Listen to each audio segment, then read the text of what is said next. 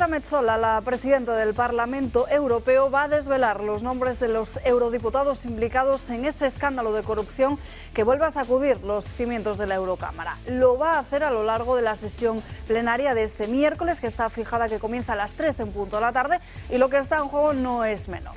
Bélgica ha solicitado formalmente el levantamiento de la inmunidad parlamentaria a 5 eurodiputados señalados por su presunta participación en una trama de sobornos vinculada a la tecnológica china Huawei. La investigación, que lleva ya 2 meses en marcha y que incluye registros en las oficinas del Parlamento Europeo, apunta a un esquema que recuerda peligrosamente también al conocido Qatargate. Esta vez, sin embargo, el país involucrado es China y la empresa en cuestión es uno de sus mayores gigantes tecnológicos. Según la Fiscalía belga, al menos 8 personas ya han sido acusadas formalmente por delitos que incluyen blanqueo de capitales, pertenencia a organización criminal y corrupción activa. Los 5 eurodiputados bajo sospecha, 3 del Partido Popular Europeo, 1 de los socialistas y demócratas y otro de Renovar Europa, habrían recibido dinero, regalos de lujo y favores a cambio de apoyar intereses legislativos favorables a Huawei en el propio Parlamento Europeo. La operación incluyó hasta un total, lo recordarán, de 21 registros en diversas regiones de Bélgica y Portugal. Entre los beneficios que habrían recibido esos parlamentarios figuran teléfonos de alta gama, viajes pagados, cenas en restaurantes de lujo y hasta entradas para partidos de fútbol en el palco privado de la compañía en el Estadio de Fútbol de Bélgica. Todo esto disfrazado bajo la apariencia de actividades de lobby. Aunque la Fiscalía ha evitado mencionar directamente a Huawei en sus declaraciones oficiales, el nombre de esta empresa aparece una y otra vez en todos los documentos que se han ido filtrando a la prensa europea, que ha estado siguiendo de cerca los pasos de esta trama. Los 3 de los que conocemos el nombre los van a ver en sus pantallas. Estaríamos hablando de un italiano popular, de un socialista maltés y un búlgaro, que todos ellos, estos 3 que son los que conocemos el nombre, hasta 5 conoceremos hoy, niegan a haber cometido delito alguno. A lo largo de este miércoles, con esa intervención de Metsola, el caso entra ahora en la fase de exposición pública. Conoceremos que 5 eurodiputados están bajo la sombra de haber aceptado sobornos de Huawei.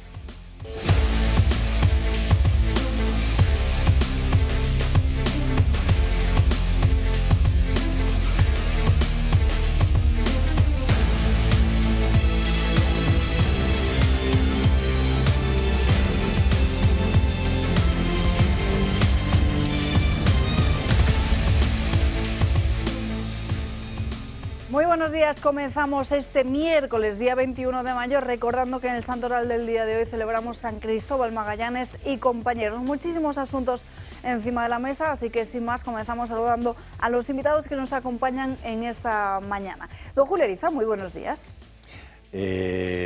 Buenos días. ¿Qué tal estás? Oye, hay tantas cosas y me bullen tantas cosas en la cabeza. Hoy llevas muchas horas... Tengo barruntos. Pensando. Barruntos. Porque hoy has madrugado mucho, te hemos escuchado incluso en Radio Libertad también. Sí, no, hoy voy a dar mucho la vara. La calle. Sí, no, es que hay muchos temas. Están pasando tantas cosas a tanta velocidad y es verdad que unos tapan a otros porque les viene muy bien que haya muchos temas. Al final dices, no, ¿qué va? Les viene estupendamente porque nadie se acuerda de lo que pasó hace 3 días. Porque además tenemos memoria de pez, una memoria muy limitada. No sé, he escuchado esta mañana a Aznar con González, con un par de paletos ilustres y poco ilustrados, hablar sobre lo malo que es eso son eso de los extremos, ¿no? Me hacía gracia, pues, coño, ¿qué son los extremos, no? Porque en cada momento están en sitios diferentes. Los extremos no son algo fijo, ¿no? Donde uno pueda colocarse en medio, ¿no? Y me ha parecido pues, muy ensoberbecido este Aznar. La verdad es que la humildad nunca ha sido su virtud preeminente, ¿no? Y no hace mucho bien diciendo esas cosas, porque ponen en pie de igualdad a formas de actuar y a formas de ver el mundo que no es que sean contrapuestas, es que una está en el lado del bien y la otra está en el lado del mal. Una está en el lado de la verdad y la otra está en el lado de la mentira. Y eso no se puede hacer, por eso es profundamente inmoral lo que hace Aznar, profundamente inmoral. Luego he estado escuchando, la verdad, muchas cosas sobre el caso de Santos Cerdán, el caso de Koldo, el caso de Ábalos. evidentemente la capacidad de resistencia de Sánchez no hay que minusvalorarle, es por el momento ilimitada. Es decir, es capaz de soportar que a su alrededor y los suyos pasen por cualquier cosa. Y bueno, pues ahora Cerdán va a tener que probablemente dimitir porque está muy vinculado a una serie de compañías, especialmente a una que está manteniéndose ahí debajo del radar, que se llama Acciona, la compañía de los entrecanales, y que está tiene un futuro muy complicado en el tema de los túneles de Velate y alrededor de su compañía en el País Vasco y en Navarra. Tiene muy complicado explicar la participación del señor Alonso o la participación de un personaje que todavía no ha salido, pero saldrá, que se llama Óscar Arizcuren, que es quien abre el aeropuerto de Barajas, porque trabajaba en AENA, y que había sido, por cierto, secretario general de UPN, quien abre el aeropuerto para que Delsi y compañía monten toda la juerga que montaron. Cerdán tendrá que explicar por qué su mujer con 40 años tiene la baja absoluta, por ejemplo. Cómo la ha conseguido, qué tiene que ver la señora Saiz, también Navarra. La verdad es que los navarros tenemos ahí un problemilla con el Partido Socialista Navarro, pues muy parecido al que acabará teniendo Illa con el Partido Socialista de Cataluña cuando los que están en la trama de las mascarillas expliquen todo sobre soluciones de gestión, ¿no?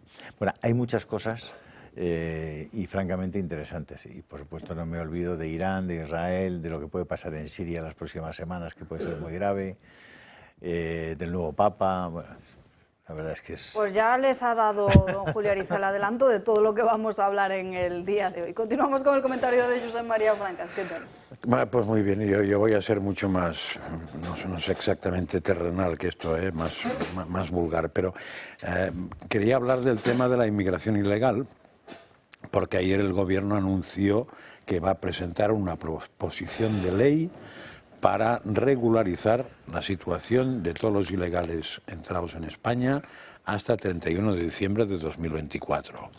Eso aproximadamente son unas 700.000 personas, hasta diciembre del 2024.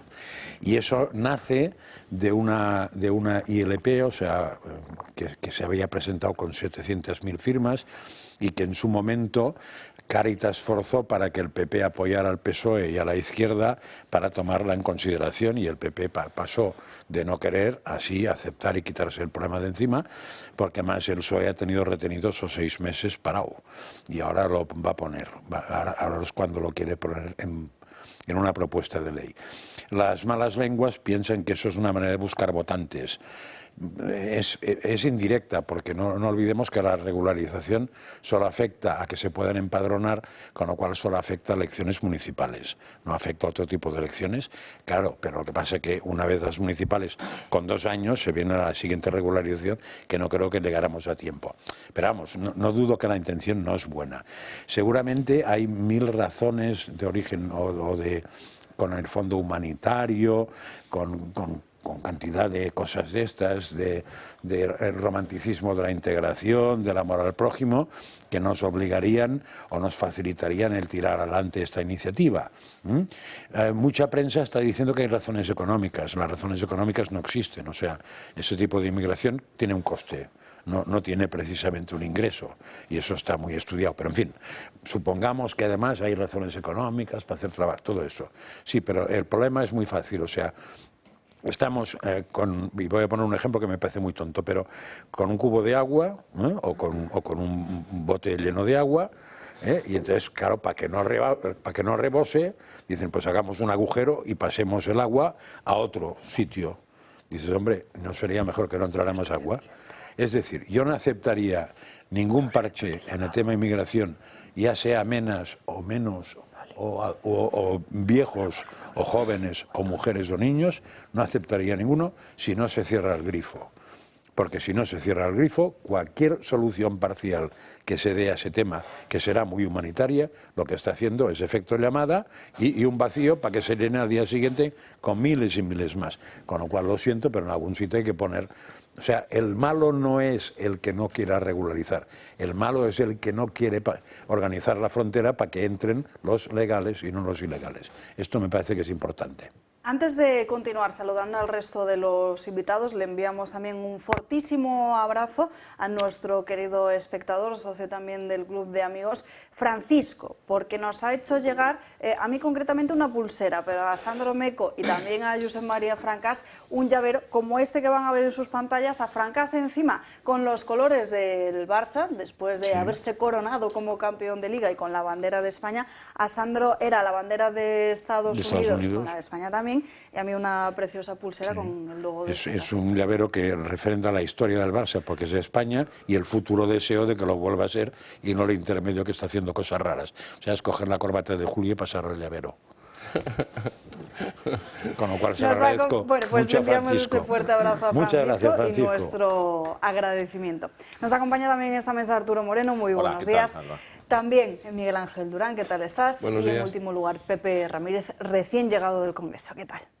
Muchas gracias, estoy muy contento de estar aquí con vosotros. El placer es nuestro y precisamente hasta la Cámara Baja nos vamos porque esta misma mañana a las 9 en punto comenzaba la sesión de control al Gobierno, un pleno en el que no solo se ha hablado de corrupción, aunque Santos Cerdán ha sido el verdadero protagonista de la mañana, y 24 horas después de esa maniobra del Partido Socialista junto al resto de socios apoyando esa medida que impulsaban algunos de sus amigos, de sus patas de Gobierno dentro de lo que viene a ser el propio Congreso de los Diputados para cancelar la compra de armas a Israel. Santos Cerdán, como decimos, ha sido el verdadero protagonista de la sesión de control.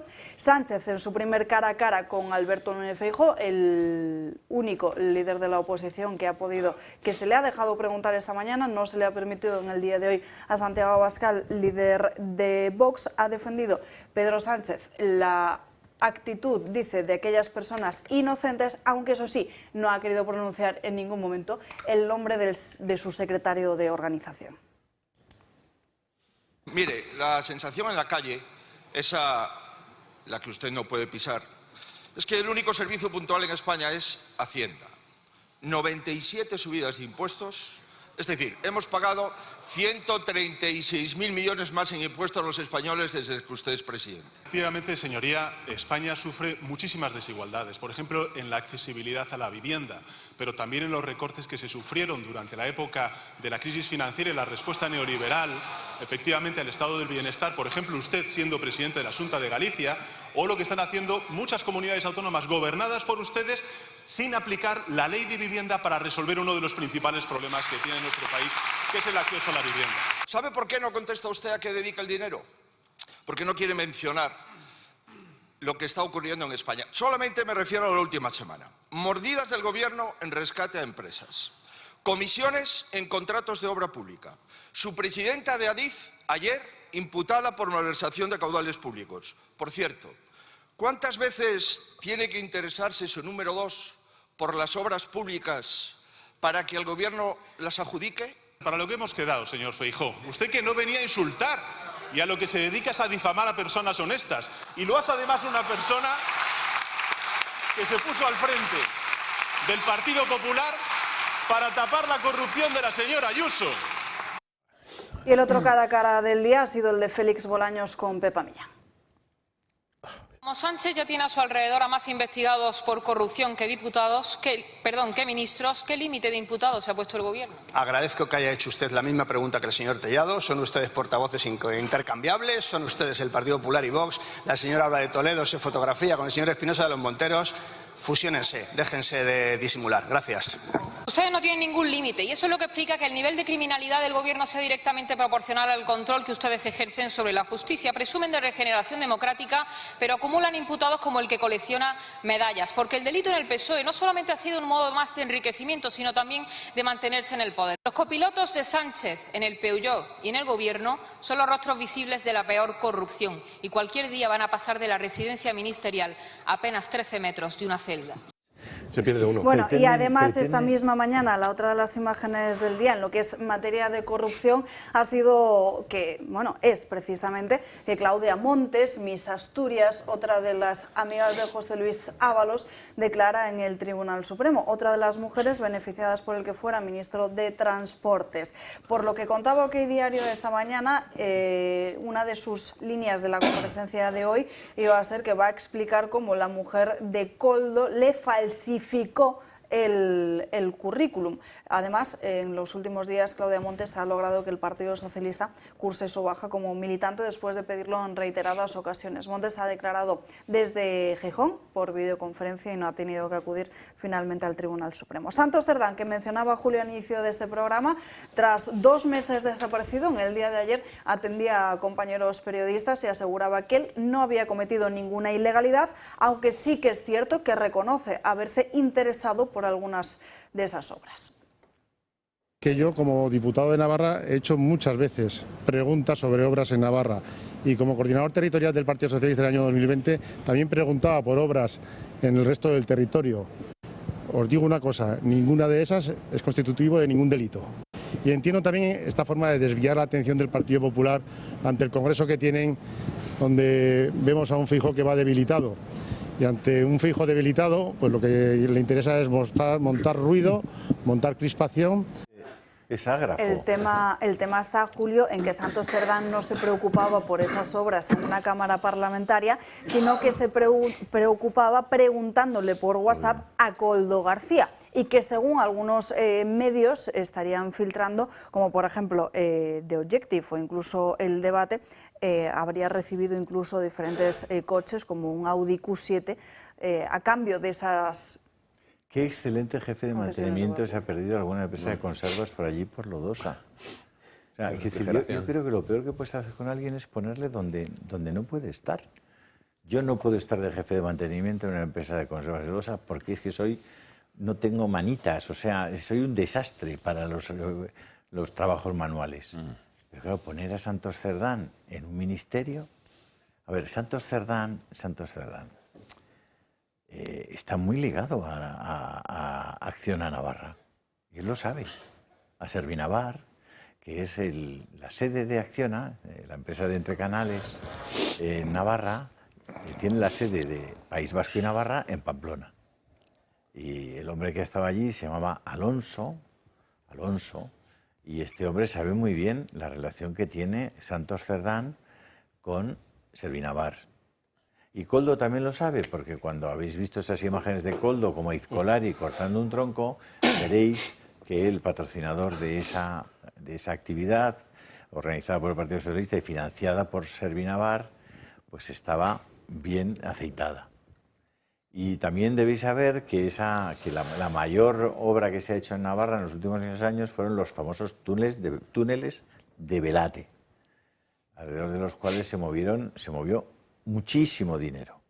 Y hubo además algunos trámites muy curiosos, y si hablas con la mesa de contratación de aquella obra, veréis que hubo muchas sospechas de cosas extrañas en los túneles de Velate.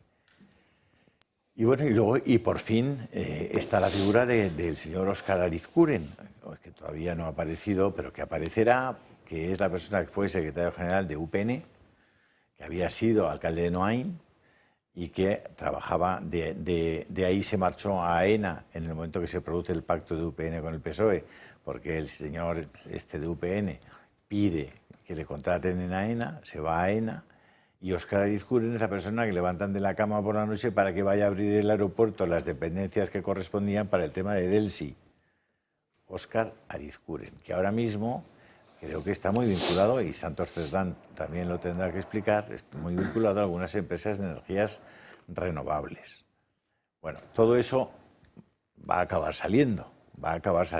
Y yo creo que Sánchez hace muy mal en poner, claro, tantas veces lo hemos visto, poner la mano en el fuego por alguien, ¿no? Tan honrado como Santos Cerdán. Bueno, Santos Cerdán caerá, porque está hasta las cachas con esta gente, especialmente en el tema con Acciona. Bueno, es que ya le van cayendo todos. O sea, yo no sé realmente en quién va a apoyarse Pedro Sánchez cuando se despierte. Artur. Bueno, yo quizá, porque llevo una semana sin venir, en primer lugar quería felicitar al Barça, ¿no?, por haber ganado el campeonato de Liga, por el campeonato de Liga Española, por haber ganado la Liga.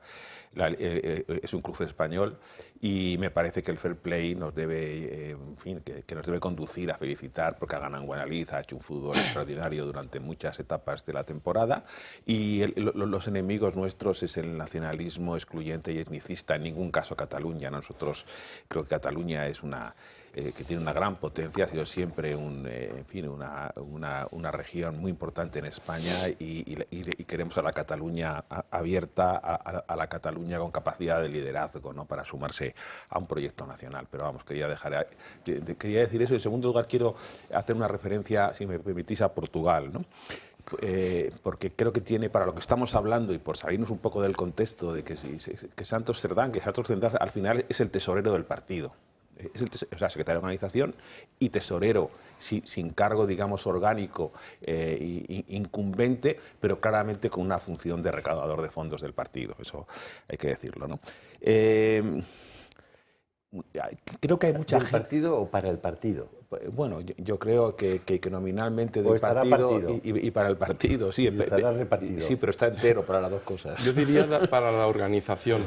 Para la organización. Bueno, que mucha gente lleva años... La cosa. O sea, Portugal un poco como síntoma, ¿no? Que mucha gente lleva años viendo como sus países que no avanzan, ¿no? Que solo unos pocos o personas o ricas o cercanas al gobierno y da igual que gobierne un partido u otro, ¿no? Porque el sistema implantado, el statu quo, pues al final son los mismos políticos que lo que hacen es que siguen con los mismos problemas, ¿no? O sea, con lo cual se los conocen muy bien pero no resuelven ni uno. Y así año tras año, legislatura tras legislatura. El llamado extremismo que hablaba antes Julio, pues surge a veces por la glaciación de la política, por el inmovilismo político, ¿no? por el continuismo rutinario, ¿no? Que hace que las cosas y que la vida de la gente, pues las cosas no cambien y que la vida de la gente que no mejore, ¿no? El objetivo, yo creo que lo que se debe lograr solamente se puede lograr a través de un cambio, ¿no? El cambio que puede, que seguramente no lo pueden hacer los que siempre hacen lo mismo, ¿no? No van a obtener resultados diferentes por ello. Es decir, por ejemplo, en el tema de Sega ha obtenido un gran resultado en el sur de Portugal, que es habitualmente donde ganaban los comunistas, ¿no? De Álvaro Cunhal, no sé si os acordáis, los que sois más bueno, que tenéis mi edad, pero Álvaro Cunhal fue un líder histórico del Partido Comunista Portugués, y el Alentejo y zonas de ese tipo, pues ahora mismo resulta que ese es donde ha obtenido que Sega el caudal de votos. Es decir, el caudal de votos no está, yo que me muevo bastante como jubilado o prejubilado, porque también hago alguna cosa por Madrid y por algunos sitios, bueno, tradicionales, que tomo mis cervezas y tal, no sé cuántos, ahí el voto va a cambiar poco. Es decir, la gente sabe lo que hay que votar. Donde verdaderamente se está produciendo la transformación política es en las clases medias bajas y en los jóvenes, ¿eh? Entonces, lo digo porque yo creo que muchos partidos dan palos de ciego diciendo 50.000 cosas que al final que ningún mensaje. Es ahí donde se debe centrar el mensaje político y donde además se hace una aportación decisiva al cambio en España. Porque si se le quita esos votos a la izquierda, que no van a gobernar de ninguna forma. Y yo creo que es donde hay que hacer la presión. Gente que son pues personas invisibles prácticamente, que cogen el metro, que van a su trabajo, que nadie se fija en ellos, que nadie se da cuenta, les ignoran porque no saben que están perdiendo día a día nivel de vida, ¿eh? y que piensan que ninguno de los partidos que ha gobernado España durante los últimos 40 años les ha resuelto bueno, les ha ayudado o ha contribuido, porque al final que la vida se la hace uno mismo, ¿no? Que te dan la vida pero no te la dan hecha, ¿no? Decía, me parece que Cervantes, ¿no? Bueno, pues ahí es donde está la raíz donde puede estar la raíz del cambio. Entonces, y en Portugal se ha visto y en otros países también se ha visto que es ahí en los jóvenes y en las clases medias y medias bajas desfavorecidas es donde está, que sienten de verdad, porque yo, por ejemplo, en la zona donde me puedo mover, pues la verdad que el tema de la inmigración para mí es anecdótico, pero hay otras zonas donde es un verdadero peligro, donde los ves ahí a lo mejor a mucha gente sentada sin hacer nada, cobrando unas subvenciones, etcétera, ¿no? Y gente muy inquieta por temas de seguridad, por temas económicos, etcétera. Entonces, En fin, aquí esto va de profesionales, hay que saber dónde se apunta y dónde están los votos, ¿eh? Que no estar todo el día mareando la perdiz con 50.000 cosas para al final ir y venir y no llegar nunca. Ahí está el cambio en Europa y es ahí donde hay que apuntar. Miguel Ángel, no sé si quieres hacer alguna consideración sobre Solo Santos una Cerdán. consideración que consiste en que el señor Cerdán, yo pienso que va a arrastrar al Partido Socialista por varias razones. En primer lugar, porque él forma parte del Peugeot, de los ocupantes del Peugeot, que hicieron que Sánchez ocupase finalmente la Secretaría General del Partido Socialista. En segundo lugar, es, a mi juicio, salvo error, el muñidor del pacto entre Bildu y Chivite, que provoca pues la situación en la que se encuentra hoy en día Navarra. Lo que también quería poner sobre la mesa es que, hombre, no parece que sea un gran orador, pero están todas las negociaciones políticas de relevancia. Es decir, es el enviado a tener que soportar o soportarse ambos en las reuniones con Puigdemont. Y también señalar que en relación con esas adjudicaciones relativas a Acciona y la UTE que formó con esa otra compañía, incluso parece ser que tiene informes de la intervención señalando la imparcialidad de la mesa y algunas de las irregularidades que, sin embargo, pasaron por encima de ellas y finalmente se produjo la adjudicación. Deben existir altos cargos relativas a esas adjudicaciones que deben estar temblando. ¿Por qué? Porque el señor Cerdán ejercía una influencia sin cargo. Es decir, el problema lo va a tener el señor Cerdán, pero también todos los altos cargos que han participado en esas adjudicaciones. Y, bueno, solamente quería antes, Julio, hacer un apunte respecto del señor Aznar. Yo es que al señor Aznar, cuando critica los extremos, le preguntaría, entonces, cuáles son las diferencias relevantes de los partidos que pertenecen al denominado bipartidismo centradito, ambos muy proclives a la Agenda 2030. Es decir, que nos explique el señor Aznar qué diferencia esencial, relevante, de importancia existe entre el PSOE y el PP en todos esos asuntos. Pepe. Bueno, he estado esta mañana en el Congreso y precisamente creo que es sobre lo que debo comentar en esta mesa porque tengo más información directa, ¿no?, en ese sentido. La verdad es que se notaba la incomodidad de Sánchez cuando pasó junto a él Santos Cerdá, porque estaba ya sentado. Se le veía muy nervioso hoy. Sí, sí se le veía nervioso. Pero la realidad es que todo esto va a cámara lenta. O sea, se sabe desde hace muchísimo tiempo todas las implicaciones de Santos Cerdá con todos los asuntos que ya han afectado a Ábalos. Se sabe desde hace mucho tiempo que este hombre, digamos, es un elemento que va a perjudicar mucho al PSOE. La razón de que todavía no haya salido de ahí, de que siga aforado, que siga... es hasta extraño. O sea, es que una persona que tiene toda esa información, pero que todavía no ha sido imputado realmente de nada, pues es extraño que el PSOE no se lo haya podido quitar de encima y no hayan podido pasarlo de una manera más discreta a otro sitio. De todas maneras, cuando hablamos ya del PSOE, ya es que es casi un capítulo del caso, porque es que no sabes dónde les va a salir otro caso de corrupción al día siguiente. Cuando hablamos, por ejemplo, del caso del Parlamento Europeo, hablamos de la posibilidad de que Huawei haya sobornado a mucha gente de allí. Y Huawei tiene un peso en España que es una brutalidad. ¿Os acordáis de hace muy poco tiempo cuando Patriots quiso hacer una cena en el Teatro Real? Y un día antes se le canceló ese permiso. Bien, pues el principal patrocinador del Teatro Real es Huawei. O sea, tiene unos tentáculos en nuestro país muy grandes y, sin embargo, algo que en Europa ya se ha visto y se ha incidido en eso, aquí en España, sin embargo, ni siquiera ha salido. Pero es que hay tantos casos de corrupción que ya han salido y otros por salir, que es que esto va a ser prácticamente una página de sucesos continua. De Huawei vamos a hablar, pero tendrá que ser tras una breve pausa de publicidad. La primera del día de hoy, que se pasa en un abrir y cerrar de ojos. Aquí les esperamos. 7 millones de personas viven en nuestro país con artrosis, una enfermedad degenerativa que va desgastando el cartílago de las articulaciones, produciendo dolor e inflamación. Aunque es una patología que no tiene cura, existen 3 tratamientos muy novedosos para tratar sobre todo el dolor que es tan incapacitante. Uno de ellos son los guantes de Relax Quanti Nanotex.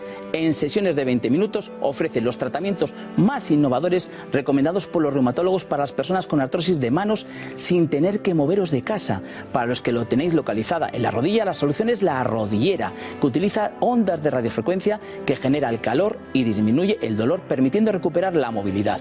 Y por último, este cinturón para aliviar el dolor en la zona dorsal y lumbar, gracias a una combinación de láser dual, infrarrojos, calor local y masaje por vibración. No lo dudes, llama al 900-730-122 y di adiós al dolor de manos, rodilla y ahora también de la zona lumbar.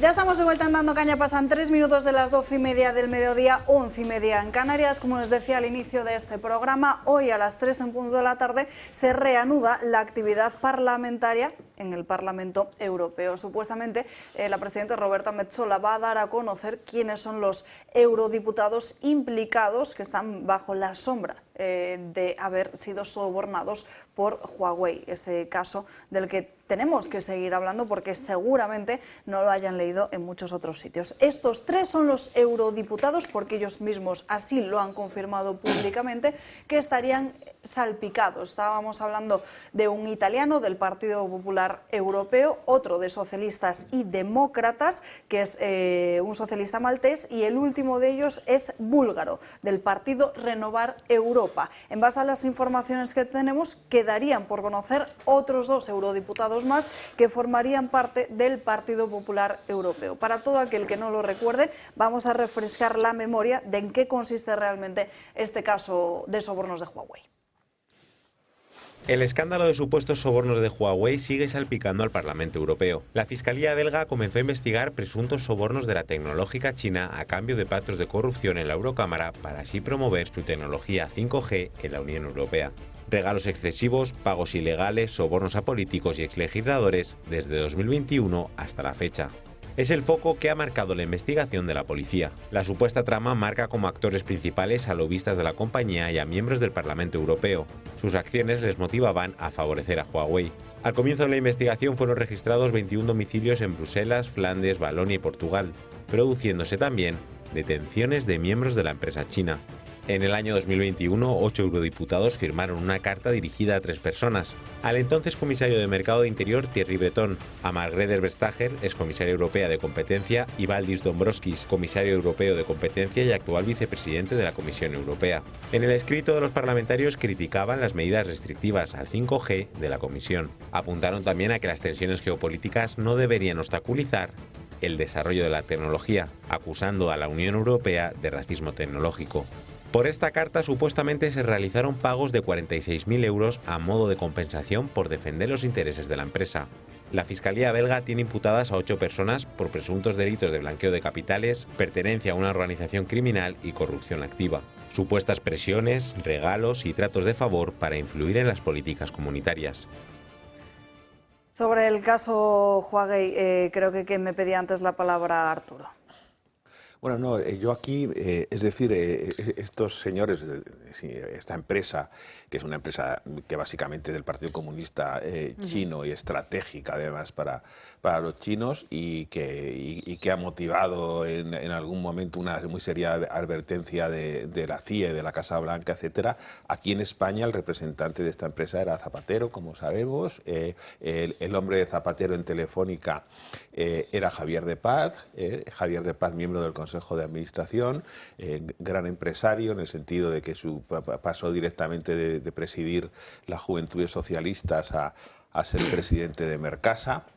Y de Mercasa, que indudablemente que es un nombramiento político, igual que Marmutra. Dice, no, es que Marmutra es un hombre de una gran experiencia política, era concejal del ayuntamiento y gerente de no sé quién, no sé cuántos, y empezó su carrera empresarial que siendo presidente de Indra, ¿no? Eso quiero decir, porque luego entre comillas, miapilas de la derecha que piensan que militar en un partido es un hándicap para, hay que tener cuidado porque bueno, pues mire usted la izquierda lo que hace. Bueno, pues este señor Javier de Paz ha sido mantenido, por supuesto, no solamente por el PSOE como consejero, que tiene su lógica, sino por el Partido Popular. Es decir, este señor durante la presidencia de César Alierta no perdió ninguna de sus atribuciones, ¿no? Y ahora mismo es presidente de Movistar Plus, es decir, que tiene a su cargo toda la oferta, el montaje de lo que quiere hacer el PSOE con la televisión, con algún Contreras por ahí al fondo del salón. Bueno,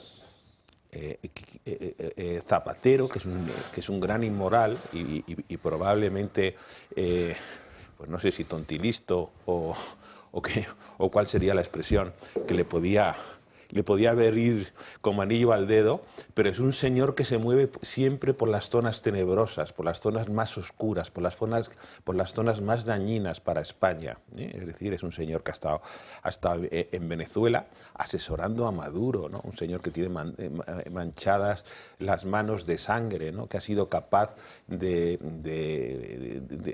negociar para que expulsaran al ganador de las elecciones, a Edmundo González, ¿no? En vez de expulsar a Maduro. Es decir, es un señor que está siempre metido en las causas antidemocráticas, está siempre con los enemigos de España. Hace poco declaraba que era indudable que había que reconocer el hecho diferencial de Cataluña, ¿no? Y yo he querido empezar mi intervención diciendo que muchos en España no tenemos ninguna aversión a Cataluña, al revés, y que nos alegramos de los éxitos de los catalanes.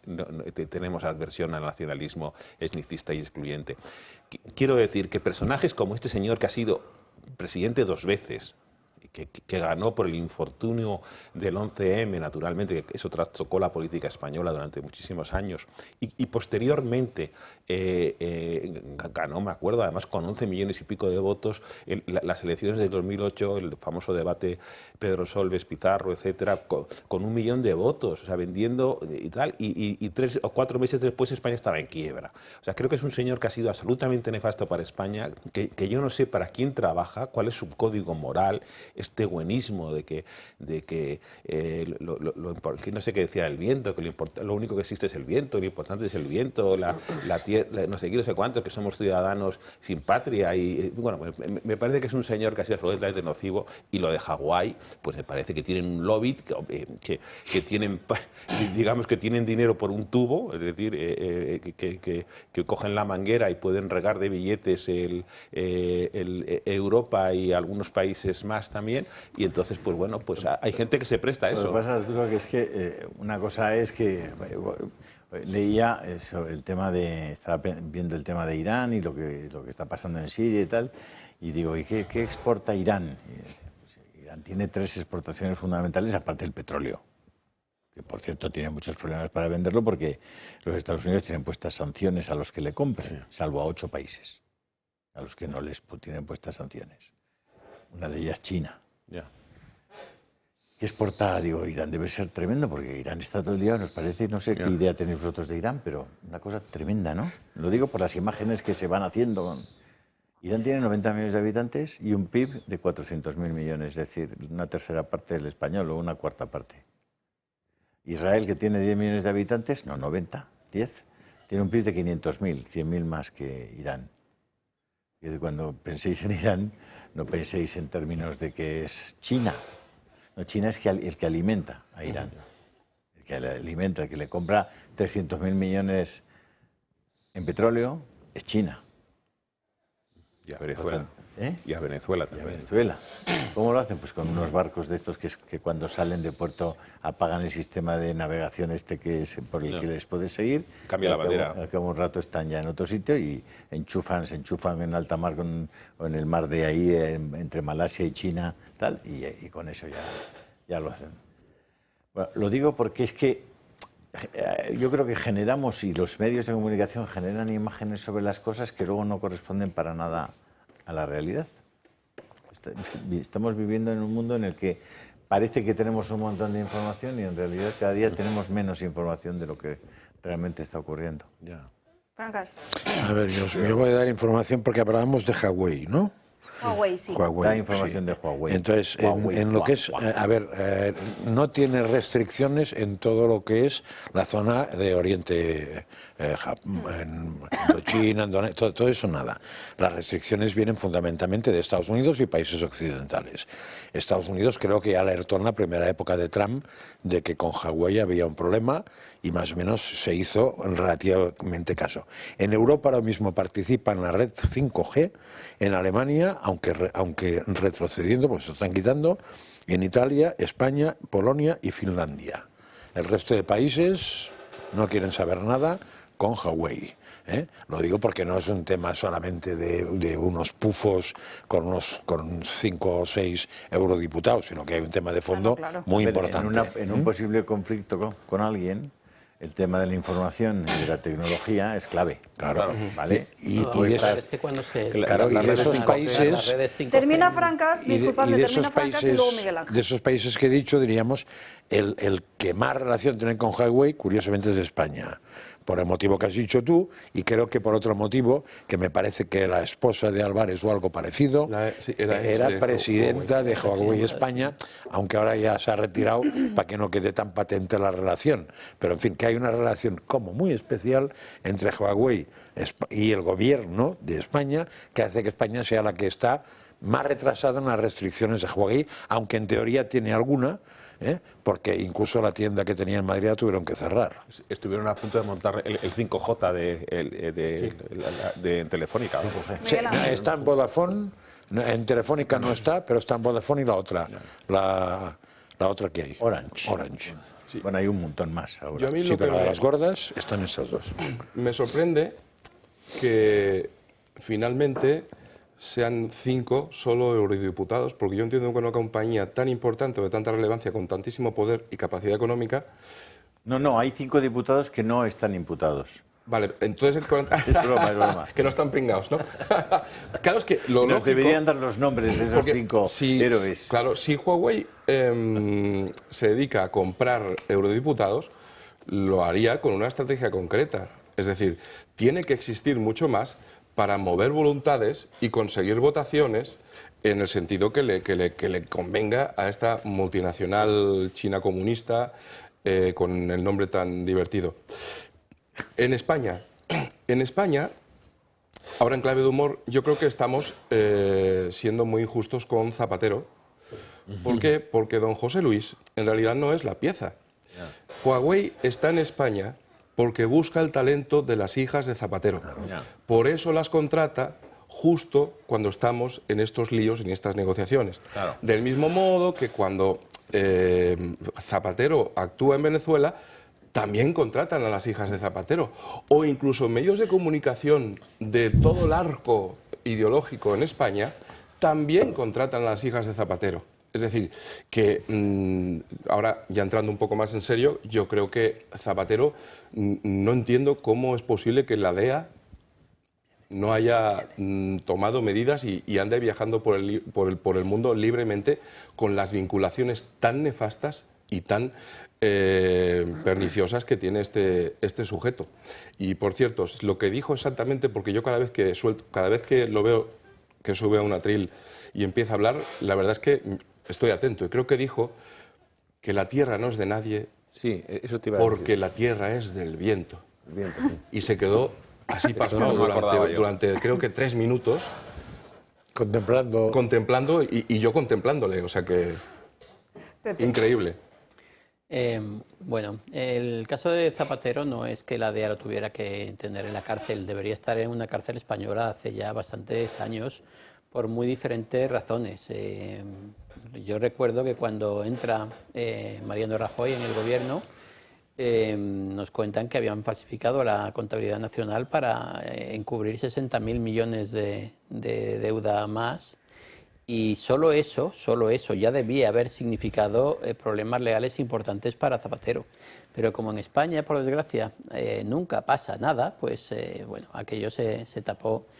Y todo el mundo consideró que aquel individuo ya se había quedado con un mal recuerdo y que no tendría más incidencia en la vida política española. pero estamos con el PSOE en unos límites tan hundidos del tipo moral y desde cualquier otro punto de vista, que un individuo como Zapatero ahora mismo está pues prácticamente en la primera línea de dirección de ese partido. Respecto a lo de Huawei, hubo sospechas de si esas acusaciones que le dirigía Donald Trump durante su primer mandato a Huawei se debían a un asunto de una guerra comercial, porque se estaba dilucidando quién iba a llevar el tema qué compañías iban a llevar el 5G en Europa. Si iba a ser Ericsson, si iba a ser Huawei, y había una duda razonable en que aquello fuera una guerra comercial. Los países europeos estuvieron investigando aquello con mucha seriedad y llegaron a la conclusión de que efectivamente lo que decía Estados Unidos, de que había un problema de seguridad serio con Huawei, era cierto. A partir de ahí, todo intento de mover la posición y las restricciones que se han impuesto sobre Huawei prácticamente debería entenderse como una traición a la seguridad nacional de los países de Europa. Y eso es en lo que estamos. Y tener a figuras tan prominentes de nuestro gobierno, tan asociadas a Huawei, es algo que evidentemente contribuye a desprestigiarnos ante el resto de nuestros de aliados que deberíamos tener, porque ya no sabe uno siquiera cómo denominarlo, que deberíamos tener tanto en la Unión Europea como del propio Estados Unidos. Porque es que, claro, al final eres agente de una potencia con la que no deberíamos tener unas relaciones tan estrechas. Julio. Pero gracias a Dios vamos a tener, leí esta mañana y me ha dado mucha tranquilidad ver que el canciller alemán ha afirmado que pronto tendremos un formidable ejército alemán. Esto a mí me da mucha paz porque cada vez que Alemania ha tenido un potente ejército, pues no hemos tenido más que buenas noticias. Así Bueno, que... ¿Y no ha dicho dónde está Polonia? No ha preguntado. No, está he preguntado por eso. Estaba pensando en el pacto de, ¿cómo se llamaba? Molotov. Sí. Tu canal de Telegram, Julio. No, hijo, que en breve nos tenemos pero que no se despedir. enteren estos alemanes, que van a tener un ejército formidable. Me dan un poquito de yuyu. El canal de Telegram está reproduciendo cosas interesantes, vídeos interesantes. Y voy a colgar una entrevista de Glenn Dissen, que es un formidable entrevistador en temas económicos, y me gustaría que la vierais. Y luego quiero someteros una encuesta. Me encantan tus encuestas. Será encuesta abajo, en este caso. ¿Encuesta abajo? Encuesta Es arriba, el chiste encuesta del día. abajo, sí. No lo has pillado. Oye, pues Buenísimo. le he contado esta mañana O sea, Francas no solo... a Luis del Pino lo que decía... Es humor chino de Sí, Hawái. es que cuando veo a Aznar me da la risa. ¿No habéis oído los de Les Luthiers? Cuando explicaban que tenían ovejas, decía, y tengo dos tipos de ovejas. Unas que dicen be y otras que dicen me. Dice, son ambivalentes. Es verdad. ¿Vos no os acordás? Francas sonrió ayer por primera vez con un chiste de Gaby. No estabas aquí para presenciarlo. No puedo creerlo. Y no está grabado, sí. Sí, Está grabado. Está grabado. Luego se lo mando a Lo Julio. tenemos todo grabado. Todo está grabado. Todo se queda registrado. Ay, señor. ¿Qué te crees? Como Ábalos y como En la Roldán, otra vida ya como- vas a ver tú todo el panorama. No, espero no verlo todo, ver si omiten alguna parte. La parte Bueno, de- Julio, tu Ay. canal de Telegram. ¿Qué más? Has publicado muchos asuntos de los que vamos a hablar a lo largo de la mañana de hoy, como que casi la mitad de los asesinos de mujeres en España, lo que va del año, son extranjeros, Cierto. como también una información de Info Vaticana. Bueno, es muy interesante las cosas que están pasando en... Hay un artículo, joder, formidable. Es una carta que escribe, entre comillas, Santa Teresa de Jesús, porque están exponiendo su cadáver incorrupto, de un aspecto horroroso, claro. Y Santa Teresa pide, por favor, que en vez de exponer esa mortaja, esos restos, que, en fin, que pongan a la venta los libros y la gente se los lea, Pues sí. que puede serles más útil que ver esa... Y la carta es maravillosa, la carta maravillosa. Carta de Santa Teresa de Jesús, en Info Vaticana. Y por supuesto, Julio, también pedirle a nuestros espectadores que se den de alta en el Club de Amigos. o también que sepan que pueden hacer una donación puntual. Ustedes verán, si no se hacen del Club de Amigos, nos iremos a La Sexta todos. A verla, porque participar no creo. Yo me he quedado un poco sorprendida. No porque no queramos que no nos abra nunca nadie, sino porque no nos dejarían entrar jamás. Bueno, yo en La Sexta lo último que vi fue un gol de Iván Helguera, así que tampoco creo que vaya... Iván Helguera, qué bueno.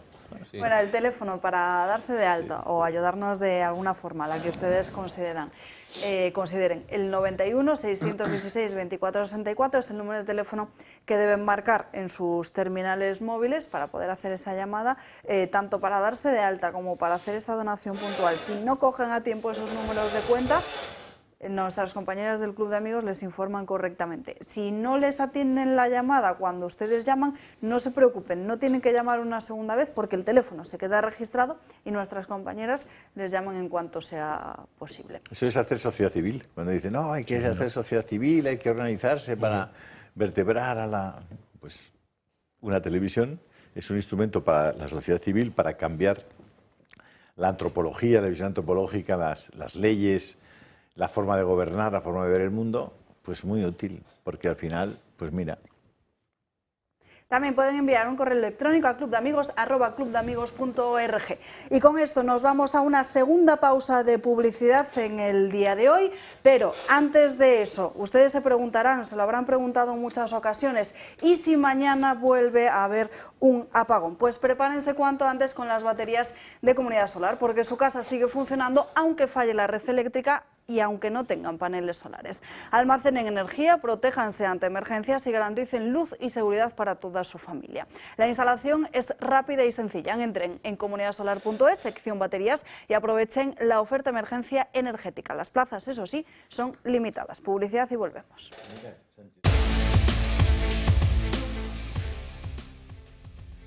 Ya estamos de vuelta en Dando Caña, enseguida hablaremos de más asuntos porque tenemos que analizar otro de los problemas que hay actualmente en España, el que más sufren los españoles, que es la cuestión de la vivienda. No hablaremos tanto en lo que se refiere a acceso a vivienda, sino de la fiscalidad.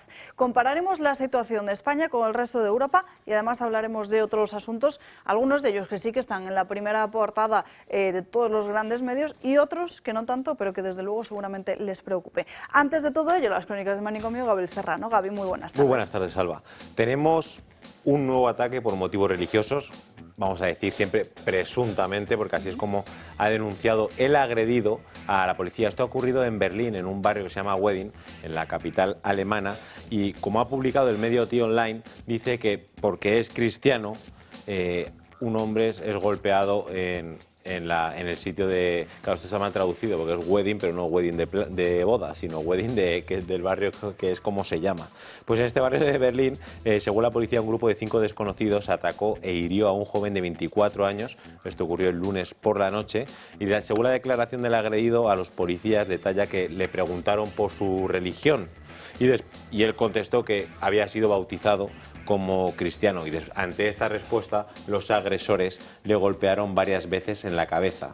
Los transeúntes que por allí estaban alrededor de la zona encontraron al hombre herido con el rostro bastante dañado, claros signos de violencia, y se había desplomado, y alertaron a la policía y a los servicios de emergencia. Ahora mismo la Comisaría Estatal de la Policía Criminal es la que está investigando los hechos y están buscando.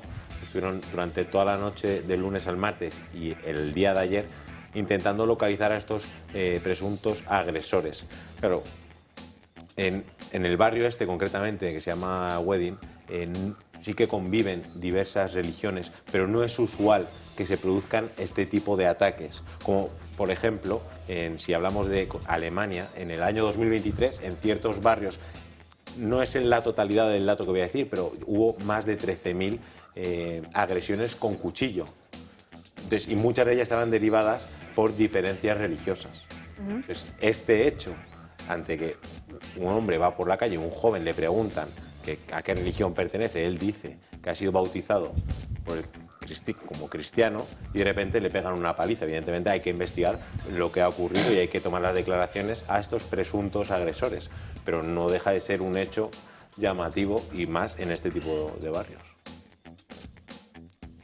Es desde luego una barbaridad y son cuestiones, Gaby, que aquí tenemos que seguir denunciando, a pesar que en la mesa no suscite mucho tipo de interés para enviar una crítica, pero desde luego todo ese tipo de agresiones en base a las propias creencias, desde luego estamos viendo cómo cada vez son más, que son siempre los mismos. De hecho, incluso precisamente ayer comentábamos cómo desde una cadena de televisión pública autonómica, desde Telemadrid, se enviaba también una especie de respuesta al mensaje que envió Radio Televisión Española horas antes,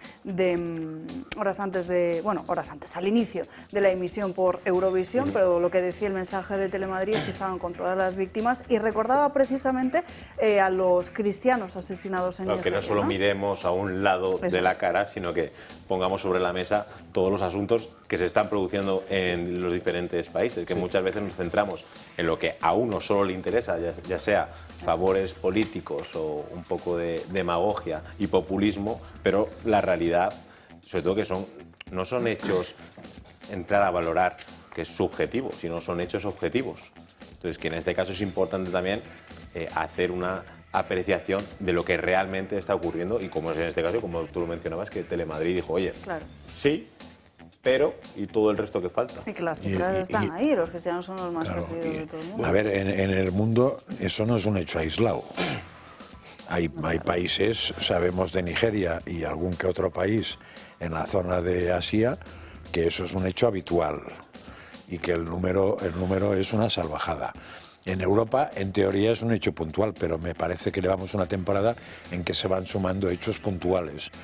Y cuando hay muchos hechos puntuales, la puntualidad esta ya empieza a ser una mancha en el continente y no deja de ser chocante que sea precisamente donde nace o donde no nace, porque eso nace en Siria, o sea, nace por allí, pero no deja de ser curioso que aquí lo miremos como un fenómeno, pues nada, anecdótico, ¿no? Y además, los datos que mencionabas en cuanto a la persecución de los cristianos, de los más de 4.000 que hubo en el año 2024, pues 3.500 fue solo en Nigeria. Y hemos visto todas las masacres que se han producido en Semana Santa, justo en el domingo de Pascua, justo al inicio, y luego el Jueves Santo y el Viernes Santo. Pero que estos datos muchas veces, que nosotros sí que los denunciamos, pero no abren portadas. No, y si pueden te los vetan. Yo ya he contado más de una vez que en Facebook me vetaron fotos de esto, o sea que... Yo creo que esto cada vez lo vamos a ver más. Creo que lamentablemente estamos dejando el campo abierto a este tipo de conductas y sobre todo porque es que el Estado, en lugar de proteger la religión católica o cristiana, se dedica a proteger determinadas religiones que incluso tienen postulados que van en contra de los derechos fundamentales de las personas. Por ejemplo, en relación con la mujer, existen discriminaciones evidentes que forman parte de los postulados religiosos de determinadas personas que entran aquí y sin embargo se les permite. Es decir, tú si eres una mujer no entras en una mezquita un domingo por la tarde, allí solamente van a entrar hombres. Entonces la cuestión es, eso se permite, no pasa nada y además no existe una cierta reciprocidad con esos países de los que provienen para que en esos países también se permita la práctica de nuestra religión, nuestras religiones, en términos de igualdad. Pero bueno, tienen que cambiar mucho las cosas para que esto no tenga esta deriva.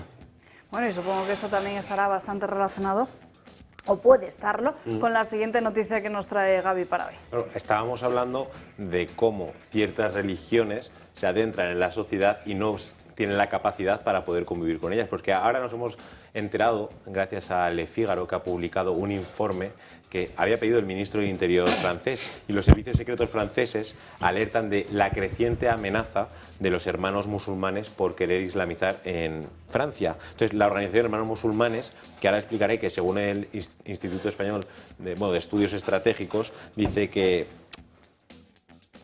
Hamás está vinculada a los hermanos musulmanes y que está considerado como organización terrorista por un importante número de estados. Es como el hermano que gracias a ello, pues como se creó diferentes ramas de este islamismo más radical. Estos ganaron las elecciones en Egipto después de la primavera árabe, estos. Claro, entonces también justo con esto... Y tuvo que venir un generalito a resolverlo. Se hace mención a cómo diferentes países han dado dinero para crear este tipo de organizaciones. Pues bien, ahora lo que ha publicado Le Figaro dice que hay redes en expansión, organizaciones secretas, barrios islamizados, el impactante informe, así es como dice el medio de comunicación francés, sobre los hermanos musulmanes que quieren instaurar la Sharia en Francia. Es un documento de 73 páginas que han hecho expresamente los servicios de inteligencia a mandato del Ministerio del Interior.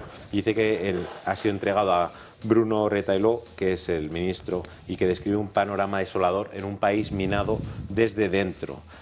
Y hace como diferentes ramas de cómo la sociedad francesa están instaurados estos hermanos musulmanes, y uno de los casos es que hay 68 lugares considerados cerrados que solo pertenecen a este grupo en 55 departamentos de toda Francia, que reúnen a 90.000 fieles cada viernes, que aquí estamos viendo cómo es el alcance de su propia influencia. Y también en el propio documento destacan a 280 asociaciones vinculadas a los hermanos musulmanes, que están activas en ámbitos benéficos, culturales, educativos, financieros, profesionales y juveniles, que estamos viendo cómo las patas de esta influencia, de esta rama, llegan a los diferentes ámbitos. Dice que el núcleo duro de los militantes sería de menos de 1000 personas, que son como los jefes de este tipo de organización, y destacan, como mencionábamos, francas como están en diferentes países, la financiación de otros países para darles apoyo económicamente para que puedan seguir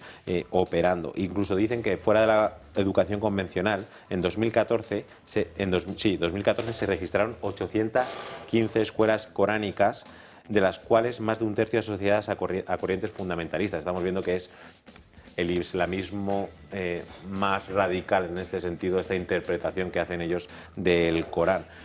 Esto es un hecho peligroso, porque es una infiltración silenciosa en diferentes apartados del gobierno de Francia, y cómo desde el propio Francia se está denunciando o se está, poniendo barreras a una construcción de la sociedad, pero claro, esta propia rama de los hermanos musulmanes está haciendo que haya una construcción paralela en el propio país. Y ahora Macron, al hecho de publicar Le Figaro esto, Macron va a salir en una rueda de prensa para hablar de los diferentes puntos, mecanismos que va a hacer desde el propio ministerio para intentar atacar esta sociedad. Porque claro, aquí no te está mencionando solo actos terroristas directamente, pero te está hablando de cómo estas patas de la sociedad están influyendo en diferentes ramas sociales, que hemos visto ya en muchos casos lo que ello produce, y cómo en el propio Le Figaro mencionaban de cómo hablaban del tema islamofobia. Entonces, que la islamofobia decían que esto es un artículo de opinión que decía que los propios ayatolás son los que han creado este término para que juegue en contra de lo que la sociedad quiere. Entonces, que cómo desde el islamismo más radical están creando esta estructura para poder tener mucho más poder al alcance, en este caso es en Francia, y debido a un informe que ha sido expreso para desatar este motivo. Pero habrá que ver si en el caso de que ministerios del Interior de todo el mundo lleven a cabo este tipo de investigación, a saber lo que podemos llegar a conocer. Bueno, de todas maneras, es que esto no es un tema que tenga que investigar mucho el Ministerio del Interior francés. O sea, el nieto del fundador de los hermanos musulmanes, el nieto de Hassan al-Banna, Tariq Ramadan, es un pensador instalado en Francia desde hace muchísimo tiempo, y que hasta hace 10 años pues tenía cierto predicamento. Lo que pasa es que luego tuvo acusaciones de abusos sexuales y está apartado de la primera línea, pero la infiltración de los hermanos comunistas, de los hermanos musulmanes en Francia, es algo conocido desde hace mucho tiempo, y es algo que lleva preocupando a los franceses desde hace como mínimo 2 décadas. Tenemos un problema, Pepe, con tu micro. Vamos a intentar solucionarlo en los próximos minutos y enseguida te devolvemos la palabra. Mientras tanto, se la doy a Arturo. No, vamos a ver, es decir, es casi imposible entender lo que ha pasado desde el punto de vista político en Francia durante las 2 últimas décadas, ¿no? Y el ascenso de la extrema derecha sin ver la influencia que ha podido tener que la inmigración y la inmigración musulmana con los banlieues y todo esto, que son a veces pues barrios donde no puede entrar ni la policía y donde ha habido pues una invasión que además se ha prorrogado durante muchísimos años, porque ya están instalados ahí de hace 3 o 4 generaciones, ¿no?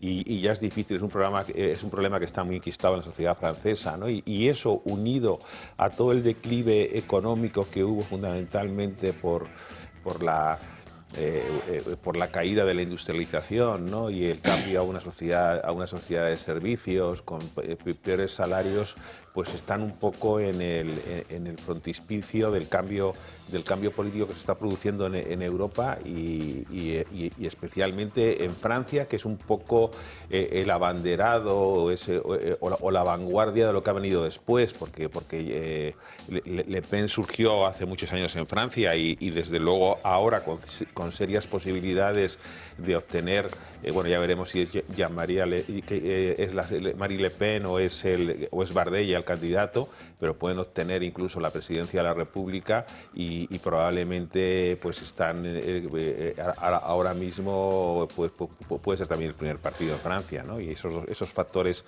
a mí me parece que son importantes de resaltar, ¿no? Francas y luego Pepe. No, a ver, yo ahí poco te voy a decir ahora.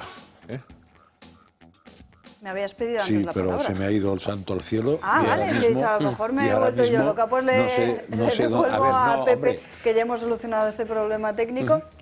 No, bueno, se puede añadir una posible cosa, que es que llueve sobre mojado. O sea, es evidente que ese tema no es una novedad y que cambian las... Es decir, decíais, es que lleva 20 años preocupando a los franceses. Serán algunos franceses, porque los que mandaban no han hecho nada para evitarlo. Con lo cual ya se ve que la preocupación no es universal en Francia. Creo que lo decías tú antes, en la introducción que has hecho sobre las votaciones, Portugal y etcétera. Claro, los barrios de los que mandan no sufren ningún problema. Ahí no hay gouzones.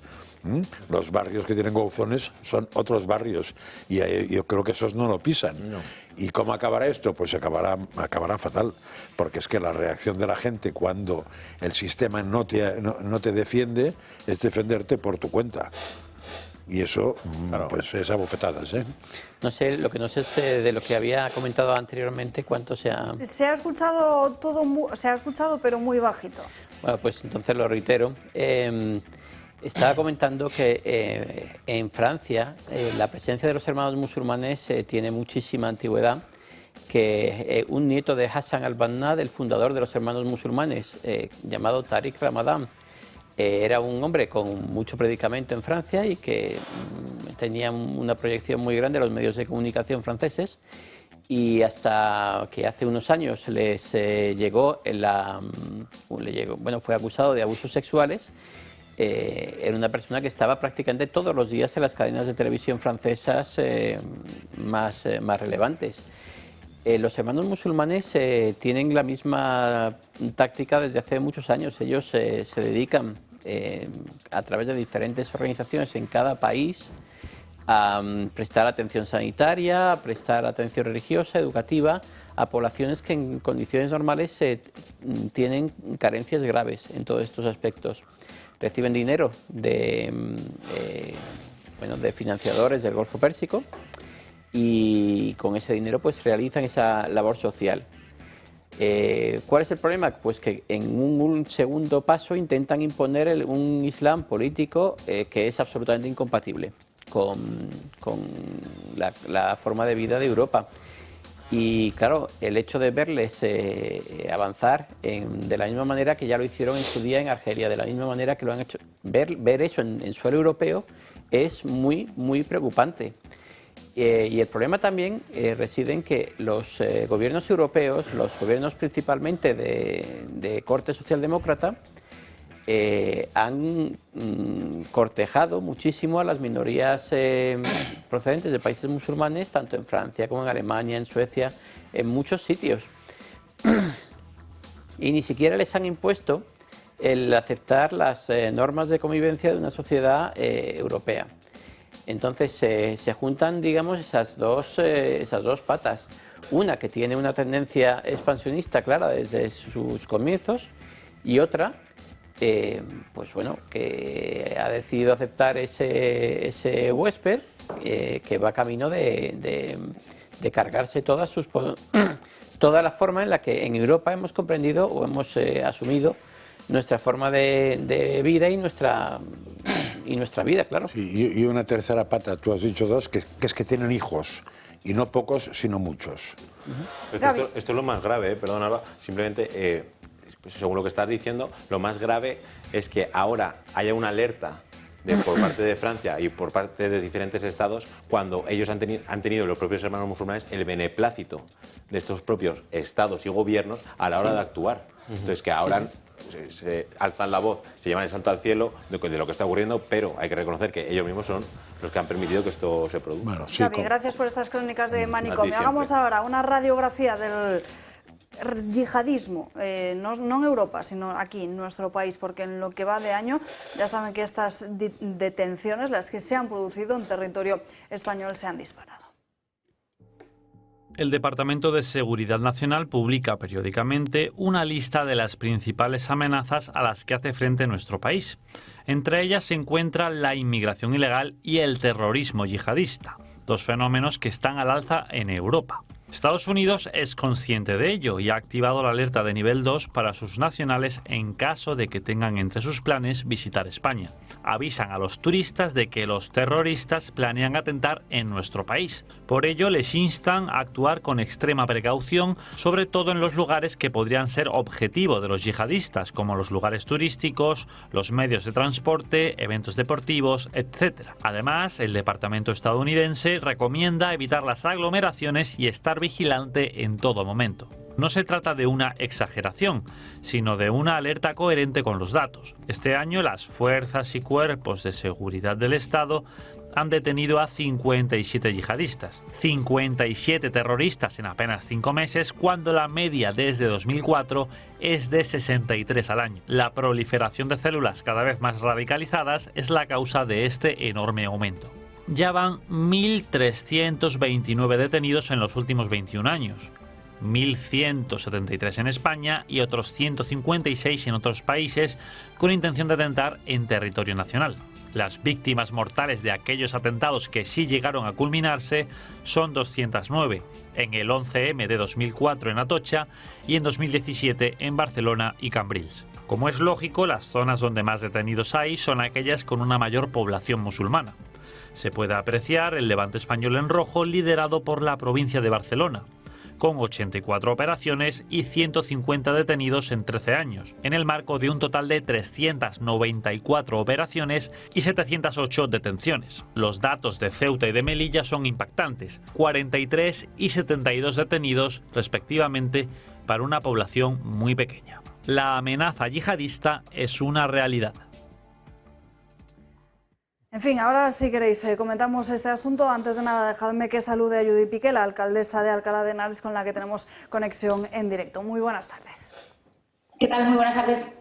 Bueno, me gustaría preguntarle por la situación que se está viviendo actualmente en Alcalá de Henares y si precisamente la cuestión de ese centro de menas ha mejorado en estos últimos meses, porque hace un mes conocíamos cómo incluso muchos de estos inmigrantes se manifestaban a las puertas de ese centro. Así es, bueno, pues la situación que vivimos aquí en la ciudad de Alcalá de Henares con el centro de atención a extranjeros viene siendo con la que habitualmente nos tiene acostumbrados el gobierno de España. La nada. La no gestión de los inmigrantes que llegan, la no integración de los inmigrantes que llegan y el no hacer nada con ellos. Nos daban las cifras anteayer y vemos que han pasado ya por el centro desde su apertura hace año y medio más de 9.700 personas. Ahora mismo el centro está a su máxima capacidad, que son 1.700 personas, 1.680, está casi al máximo. Como siempre os digo, hacinadas en carpas, duchándose en carpas, comiendo en carpas. Esas son las condiciones en las que les tiene el Gobierno de España y efectivamente ha habido hasta una manifestación de ellos en vía pública quejándose del trato recibido y bueno, pues lo que quieren hacer es pedir asilo todos. 8.000 personas, lo que derivamos de esas cifras y lo que se descifra de ello es que hay 8.000 personas que han pasado por este centro de atención a extranjeros y que no sabemos dónde están. No sabemos qué itinerarios han seguido, no sabemos si se encuentran en Alcalá, si se encuentran en la región, si se encuentran en territorio nacional, si han contactado con sus familiares o si siguen en esas mafias de las que muchos o por las que muchos llegan a este país.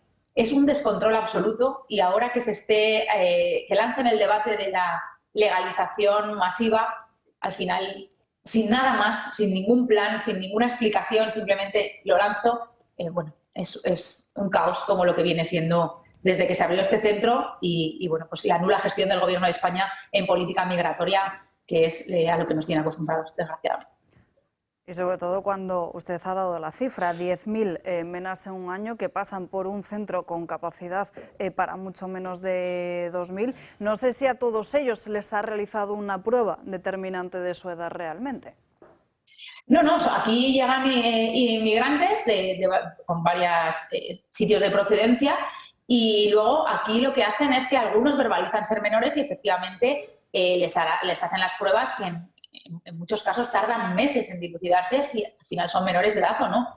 Aquí, en teoría, lo que ellos acogen siempre es a extranjeros e inmigrantes mayores de edad, porque si no, deberían ocuparse las comunidades autónomas. Así que, bueno, en fin, lo que decimos siempre, ¿no? Ellos los traen, derivan el problema a todos los demás, 2.000 personas en una ciudad, o ya casi 10.000 personas que han pasado por esta ciudad, los que verbalizan ser menores, de los que se tiene que ocupar la Comunidad de Madrid, más los que se supone que nos van a traer en ese reparto injusto de menores extranjeros no acompañados, ¿no? Y los acuerdos del Gobierno. Y lo que digo, al final ellos no saben gestionar nada y revierte en el resto de administraciones que tenemos que hacernos cargos de su inacción y su incapacidad. Bueno, desde luego la situación es tremenda. No sé qué es lo que piensan los vecinos porque en muchas otras ocasiones hemos visto la denuncia de muchos de ellos de inseguridad en las calles. Porque claro, muchos de ellos se pasan el día hacinados en un centro y cuando les dejan salir muchos son abandonados directamente a su suerte también y algunos de ellos abocados a la delincuencia. Desde luego es que como no hay un plan para ellos, como digo, no hay un plan de integración, no hay un plan de nada, pues les preparan algunos talleres, les entretienen con pistas y canchas deportivas que les adecúan en el centro en el que están, pero evidentemente ellos están en un régimen de libertad, por lo tanto entran y salen del centro con toda la normalidad del mundo. Entonces tenemos a estos nuevos vecinos paseando por las calles de la ciudad, buscándose la vida como pueden y como saben, e intentando hacerse con los recursos que el Gobierno se tendría que ocupar y que no les da. Y eso pues lo sufre la ciudad de Alcalá de Henares. Evidentemente, en este caso, como digo, más de 10.000 personas, 10.000 personas han pasado por esta ciudad sin ningún plan del Gobierno. Es absolutamente asombroso. Esos datos, el de 9.700 menas en un año, se corresponden, entiendo, a 2024. No, son 9.776, para ser más concretos, inmigrantes que han pasado por el centro desde que se abre en noviembre del año y medio, del 23, que es cuando el delegado del Gobierno, después de filtrarlo a la prensa, me llama personalmente para decirme que iban a abrir un centro de extranjeros aquí en la ciudad de Alcalá de Henares, pero que no iban a ser más de 100 aproximadamente y en un par de meses estaría cerrado. Año y medio llevamos, como digo, casi 10.000 personas pasan por aquí. Yo le sigo preguntando al Gobierno de España, lo hice con el ministro Escrivá, se lo sigo haciendo con la ministra actual y el propio delegado del Gobierno. Ellos decían que ese reparto, que viniesen aquí tantos inmigrantes a la ciudad de Alcalá de Henares, se debía a unos criterios objetivos. Yo sigo instándoles y preguntándoles cuáles son los criterios de que tengan que venir a la ciudad de Alcalá de Henares y no a otras, por qué todos vienen a la Comunidad de Madrid y no a otras, y esos criterios objetivos porque el Gobierno de España dice tener y que nunca aclaran y evidentemente que nunca nos lo dicen. Entonces, no hay criterios, no hay plan, no hay política migratoria, es la nada.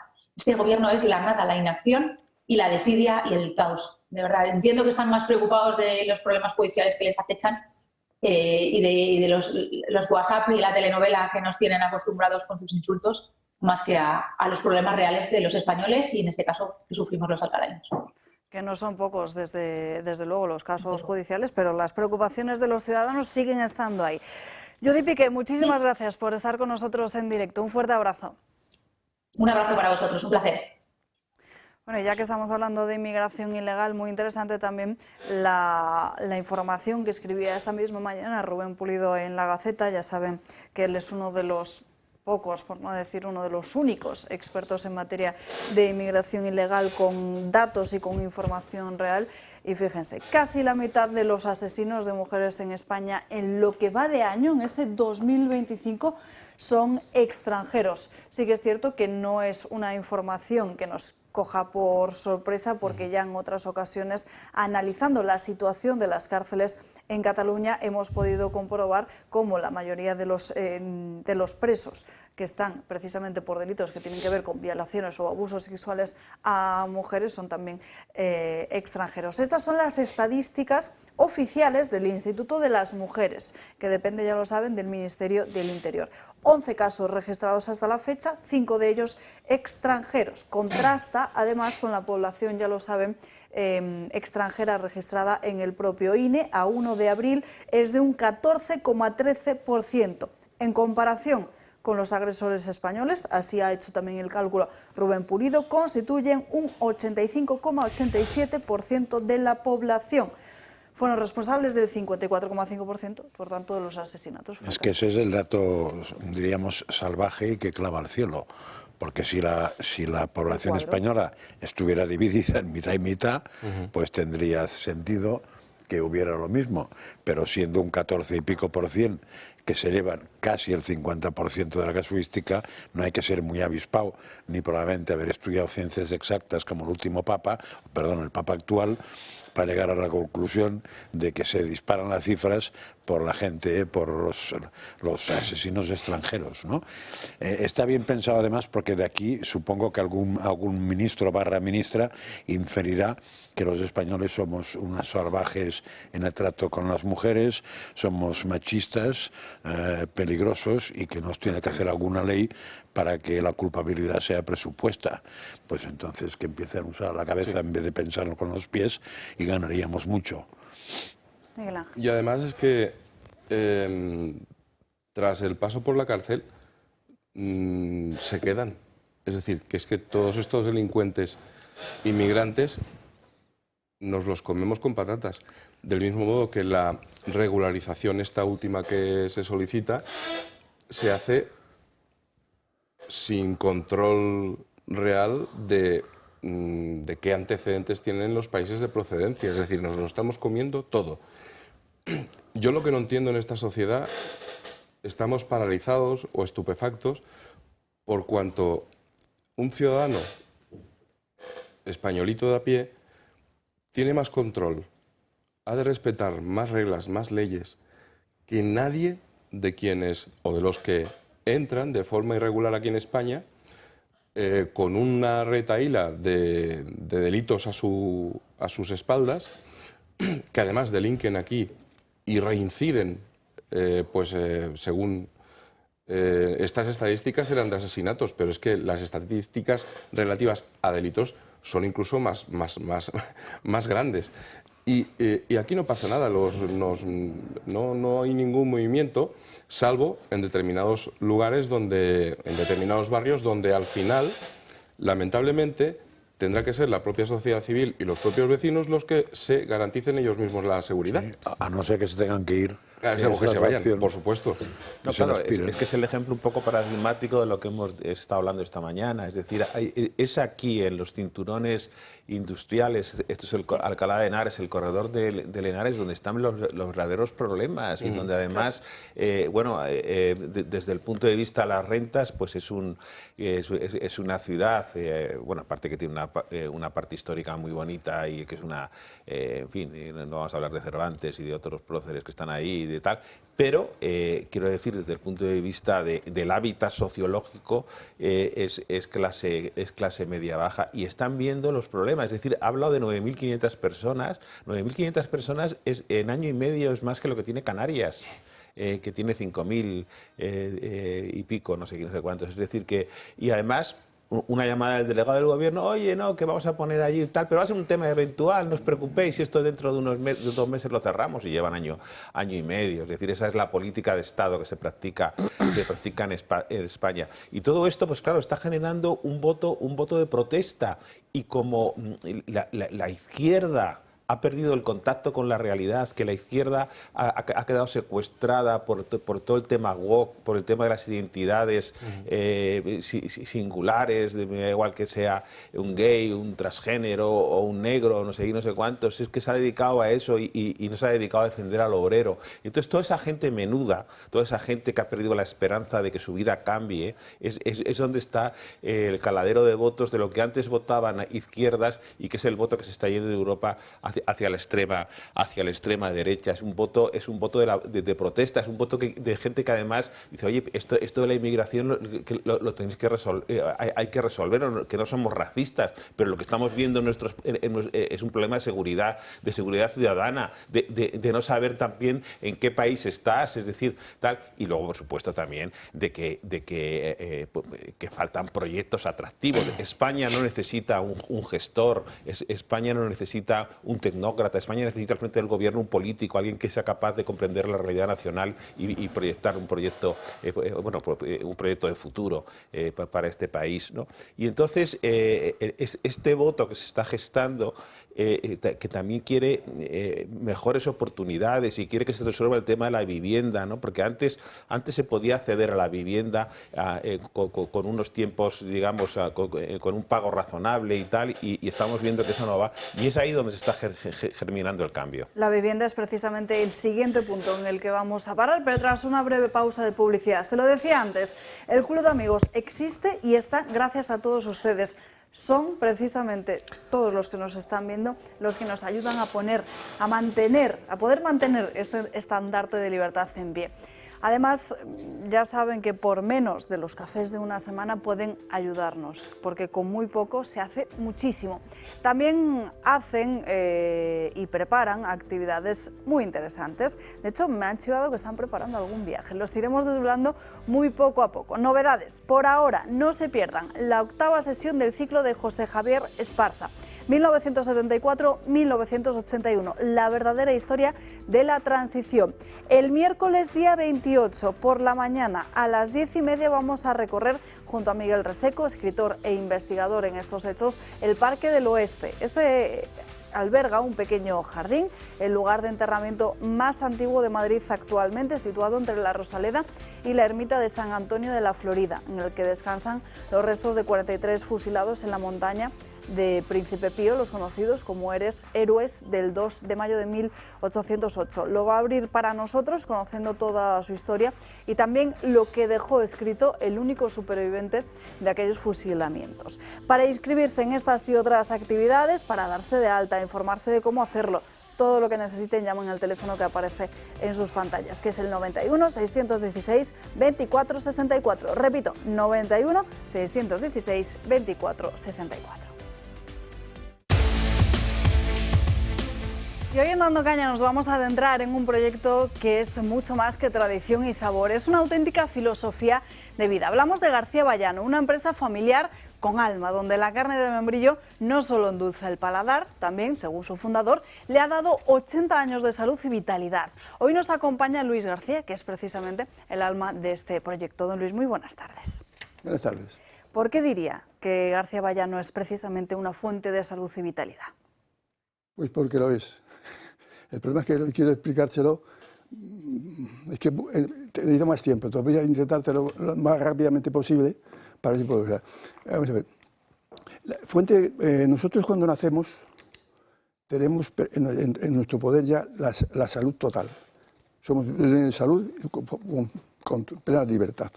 Entonces, lo que pasa es que realmente no somos conscientes, entonces empezamos a hacer locura. La prueba, pero yo demuestro, por ejemplo, el niño cuando nace, lo primero que quiere es jugar, moverse y alimentarse. O sea, él se mueve continuamente, desde antes de nacer ya está moviéndose. Entonces, lo único que necesita es alimentarse y descansar, para mantener un movimiento continuo. Al principio esto le cuesta trabajo porque es una cosa que todavía no estamos... Pero a partir de 2 o 3 años el niño es una máquina de moverse. O sea, una persona normal no puede con él. Entonces, ¿qué pasa? Que realmente su problema solamente es alimentarse y descansar para que ese momento no pare. Entonces, luego después, según pasan los tiempos, no sé qué, entonces realmente lo que tenemos que hacer es intentar el movimiento continuo, porque una cosa es que no he traído porque es para no ser más largo, es la descripción de lo que es salud y vitalidad. En el fondo, la salud y la vitalidad, en el fondo es una cosa que es muy clara. Es que el cuerpo que tengo yo, poco a poco desarrollándome, vaya siempre en coordinado total. Tiene que haber un completo movimiento de todos mis órganos, tanto interior como exterior. Entonces, si realmente ese movimiento, mientras que tengamos salud, tendremos salud. Cuando la enfermedad es que hay un órgano que se para, por lo que sea. Entonces, el parán es la enfermedad. Normalmente la enfermedad parece siempre nos avisa, porque siempre nos da un aviso con un grano o una cosa que se te infecta, un dolor de algo. Ese es el dolor que te avisa de que algo no está funcionando bien. Entonces, pero la cura tiene que ser siempre, lo que pasa no se va a curar, lo que se va a mantener la enfermedad, pero no se cura. Entonces, la cura tendría que ser ver cuál es el movimiento que no tiene continuidad y pararlo, y moverlo. Pero eso no se hace. Entonces, la fuente de vitalidad y salud es sencillamente una cosa muy sencilla. Vamos a ver. Yo no soy la fuente primera. Yo fui una fuente intermedia, como podemos nosotros en cualquier pueblo, en cualquier ciudad, existen fuentes con agua. Pero esa fuente no es suya. Esa fuente viene de un manantial enorme, grandísimo, que es donde va distribuyendo la fuente por los distintos fuentes que hay en el pueblo, en la ciudad.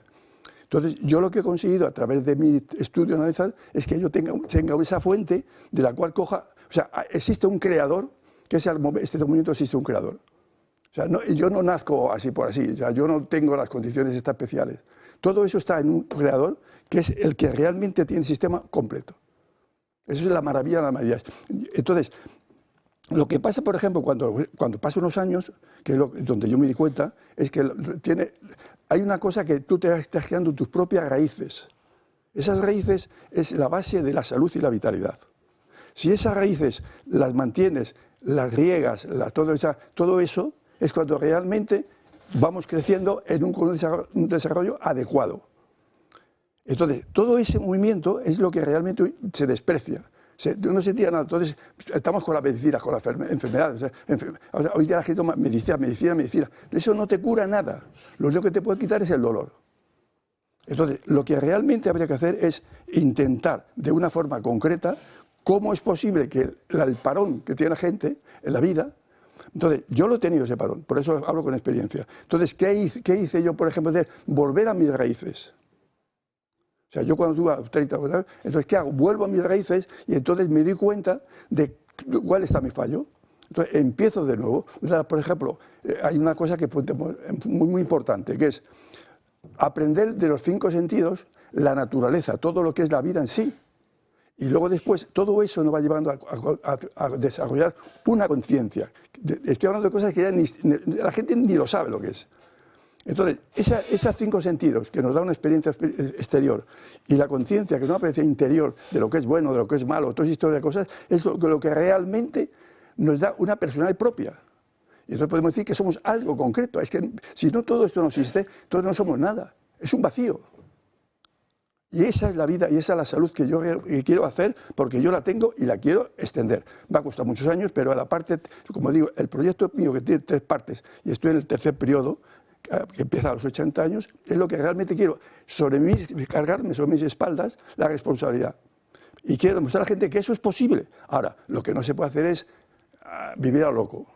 Tienes que tener un control, tienes que tener una serie de cosas, lo que es bueno, lo que es malo, lo que te favorece, lo que te favorece, y todo eso te dan dando una base para que eso te sirva de referencia para tu vida. ¿Qué mensaje le daría don Luis a las nuevas generaciones? Pues mira, partiendo de esto mismo, yo lo que haría, por ejemplo, hay una cosa, por ejemplo, que a las nuevas generaciones, los más jóvenes, yo los encuentro totalmente parados. Tienen una vida parada, o sea, no viven, no actúan. O sea, ahora, por ejemplo, ya de por sí, pero si ahora con la maquinita, con no sé qué, se pasan 3, 4, 5 horas al día viendo una cosa que no le importa en absoluto. Su vida no aparece. Entonces, yo tengo un proyecto de intentar sacarlos de esa vida de quietud, que lo que quiera es vagos, holgazanes, perezosos, están siempre cansados. Hacer deporte. El deporte les saca porque es jugar, es entretenerse, es bonito. Y entonces, a través de ese deporte, se podría sacar otra vez un poquito a una vida real. Porque no viven la vida real, viven una vida que es artificial, no es suya. Entonces, ahí es donde tenemos que intentar. Yo lo que intentaba a los jóvenes les aconsejaría que no se paren, que vivan. Lo que tienen que hacer, vivir, con sus problemas, con sus líos, con sus jaleos. Es que se coge la maquinita y ya está.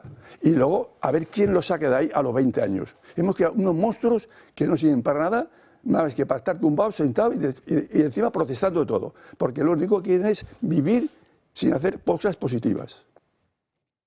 Pues don Luis, muchísimas gracias por estar aquí con nosotros. Un placer. Gracias. Cambiamos de asunto. No sé, compañeros, si podemos irnos con el tema de la vivienda y hacerlo ya con mi compañera Marian Vallejo, porque nos ha preparado unos datos. No podemos todavía, pues compañeros, vámonos con más asuntos. Vamos a materia económica, porque tenemos que hablar vamos a recordar las declaraciones de Sara Gessen 3 semanas después del apagón y de esa incidencia también de Telefónica. 3 semanas después del gran apagón, seguimos sin conocer las causas que lo provocaron. La vicepresidenta tercera no ha podido garantizar que no se vuelva a repetir. Bueno, estamos en condiciones de decir que el sistema, el operador está actualmente en un sistema reforzado y, por otro lado, nosotros estamos identificando las causas para poner las medidas y que no vuelva a ocurrir algo así. Hace una semana, la única novedad que adelantó la vicepresidenta tercera es que no fue un ciberataque. Pues bien, esta cuestión la vuelve a poner en duda. Según Gessen, no se ha descartado del todo en otros puntos de la red. Hay más de 30 centros de control que lo que hacen es integrar la generación, todo tipo de generación en España, y en eso están trabajando. Todavía no se ha descartado, pero yo creo que vamos a seguir avanzando. Pero el ciberataque queda ya lejos de sus preocupaciones y ahora deciden priorizar su investigación en una posible sobretensión. Le avanzo que sí, estamos ahora mismo, el comité está priorizando esa variable, la sobretensión, dentro de los análisis que estamos haciendo ahora. Y sin más detalles sobre el cero eléctrico, solo 15 días después del mayor apagón desde que se tienen registros en España, nuestro país ha vuelto a sufrir otra caída de las telecomunicaciones. Telefónica ha sufrido una caída de Internet y de teléfonos fijos en varias comunidades, como Aragón, el País Vasco, Extremadura, Castilla-La Mancha, La Rioja y la Comunidad Valenciana. Pero lo peor de esta avería masiva en Telefónica es que ha afectado durante horas a los teléfonos de emergencias del 112. La compañía ha asegurado que el motivo de la incidencia ha sido una actualización de la red y que ya se han solucionado todas las incidencias. Y AELEC, que es la mayor asociación representante de las principales compañías en nuestro país, de las compañías eléctricas españolas, ha denunciado a través de su página web en un comunicado que hay omisiones que le resultan sorprendentes y piden que se investigue todo al completo, no solo lo que sucedió en esa mañana del 28 de abril, sino en los días anteriores, porque recordarán, aquí se lo contamos, que tanto el día 22 como el 24 de abril se habían observado otras variaciones que provocaron una desconexión automática de instalaciones de generación y también de clientes que tuvieron no tanta repercusión mediática, pero lo que solicitan es que precisamente se investigue al completo lo que sucedió con el apagón y no solo lo que sucedió en ese día, aunque parece que conocer realmente lo que sucedió va para largo, si es que algún día lo conocemos. Hablamos ahora sí de vivienda con nuestra compañera Marian Vallejo para ver exactamente cómo es la asfixia fiscal que tienen que sufrir muchos españoles a la hora de precisamente comprarse un hogar.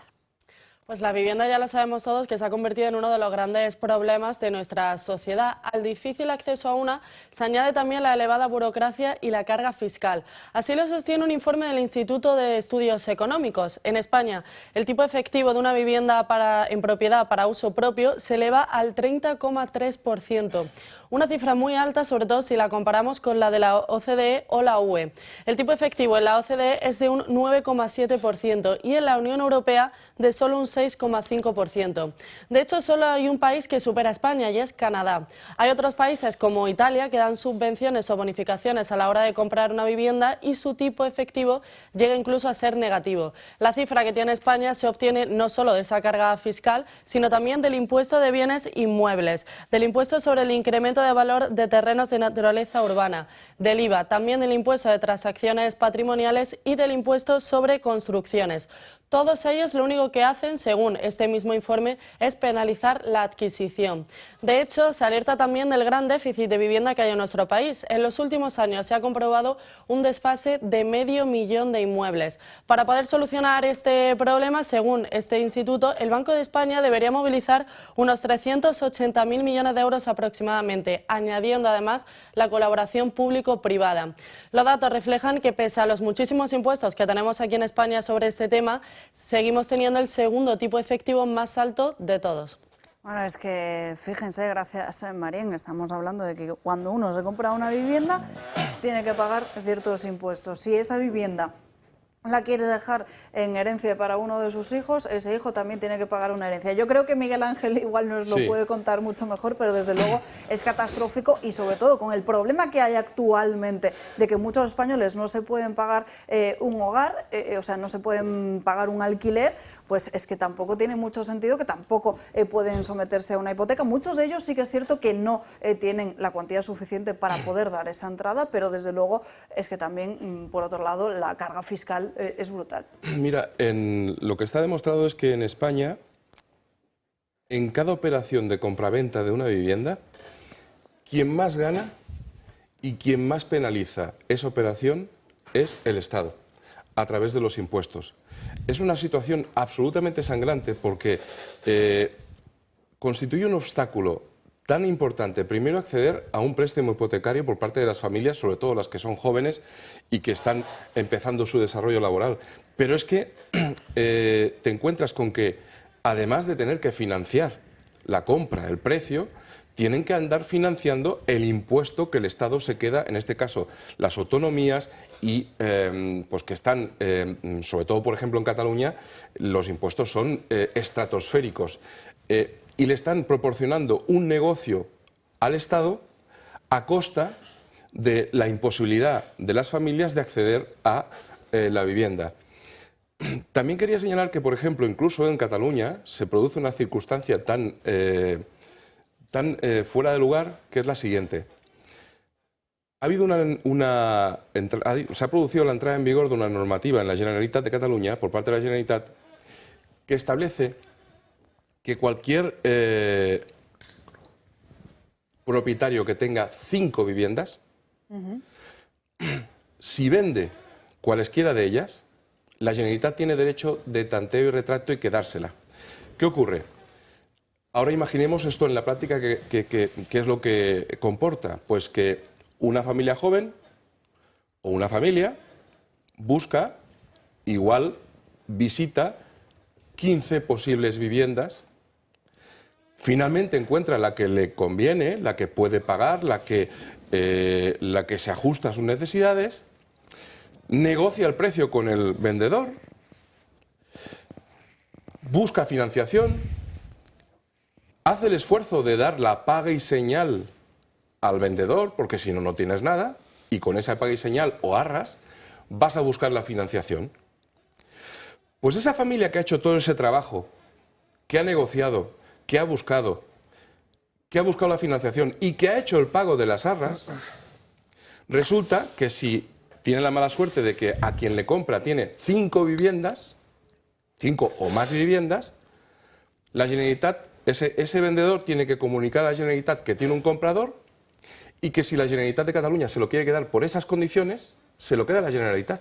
Con lo cual, la familia ha hecho todo el trabajo, todo el esfuerzo y se queda sin el inmueble si a un funcionario de la Generalitat le conviene que se lo quede la Generalitat. Es decir, es la asfixia por completo y el control por completo del mercado inmobiliario en Cataluña, no solamente impositivo, sino desde todos los puntos de vista. Afortunadamente, tengo una buena noticia que consiste en que hemos conseguido en el despacho que, a través de una sentencia de un juzgado de Zaragoza, que todos aquellos que hayan comprado una vivienda de protección oficial y se hayan subrogado en el préstamo promotor, normalmente estaban sometidos a un tipo de interés que estaba incluso por encima del IRPH. Un tipo de interés establecido por el Estado que era superior, muy superior al Euribor y demás. Pues hemos conseguido a través de una sentencia que se sustituya ese tipo de interés por el Euribor y que le recalculen todo el préstamo desde el principio hasta el final, llegando a devolver la mitad de los intereses de los que le habían aplicado. Es decir, de aplicar un tipo de interés, ese tipo de interés estaba en el doble del coste que significa el Euribor. Y hemos conseguido que se declare la nulidad de esa cláusula y que, por tanto, les devuelvan la mitad de los intereses a esa familia. Estamos hablando de cuantías de hasta 30.000 euros de importe que el banco tendrá que devolver a esta familia como consecuencia de que no les explicaron, no tuvieron ni idea de que adquiriendo esa vivienda y subrogándose en las condiciones que había establecido el Estado, realmente tenían un tipo de interés muy superior al que podrían haber obtenido si hubieran acudido a otra entidad y les hubieran aplicado el Euribor. Entonces, hasta cierto punto, los abogados hacemos lo que podemos por intentar mejorar en alguna medida esa carga pero financiera. Esto es muy importante para muchas otras familias o individuos que estén en una situación similar porque tienen una sentencia en la que poder basarse. Es decir, estaría sentando un precedente. Está sentando un precedente y es una sentencia pionera, pero que afortunadamente aplica las últimas del Tribunal de Justicia de la Unión Europea, de forma que ha abierto una posibilidad para que estas familias que entraban a comprar una vivienda de protección oficial supuestamente en unas mejores condiciones, resulta que las financiaciones que se les facilitaban por esas entidades financieras en, entre comillas, connivencia con el Estado y las comunidades autónomas, lo que hacían es que les hacían rehenes de un tipo de interés que está muy por encima del interés de mercado. Y entonces eso, afortunadamente, se ha abierto una brecha para poder recuperar, pues en este caso, por ejemplo, pues prácticamente más de 30.000 euros. Nos quedan menos de 5 minutos. Nos vamos ya con Sandro Meco, de En Dos Continentes.